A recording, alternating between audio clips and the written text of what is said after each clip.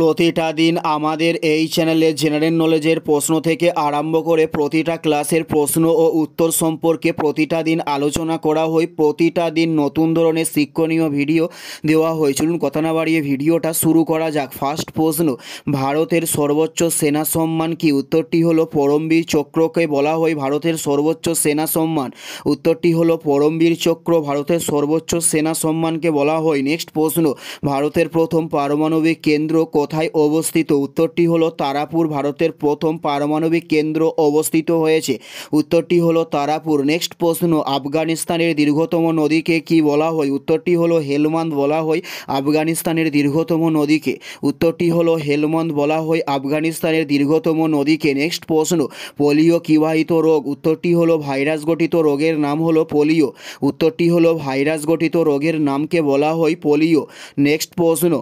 Next প্রশ্ন হলো ম্যাঙ্গ্রোভ বনভূমির অপর নামকে কি বলা হয়? উত্তরটি হলো বাদাবন বলা হয় ম্যাঙ্গ্রোভ বনভূমির অপর নামকে।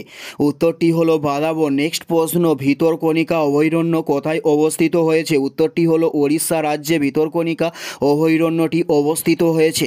উত্তরটি হলো উড়িষ্যা রাজ্যে ভিতরকণিকা অভয়ারণ্যটি অবস্থিত হয়েছে। নেক্সট প্রশ্ন, দিলওয়ারা মন্দির কোথায় অবস্থিত? উত্তরটি হলো রাজস্থানে দিলওয়ারা মন্দির অবস্থিত হয়েছে।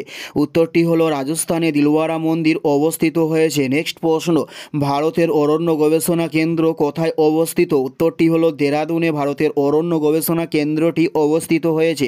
উত্তরটি হলো দেরাদুনে ভারতের অরণ্য গবেষণা কেন্দ্রটি অবস্থিত হয়েছে। নেক্সট প্রশ্ন, হোয়াইট কোল কাকে বলা হয়?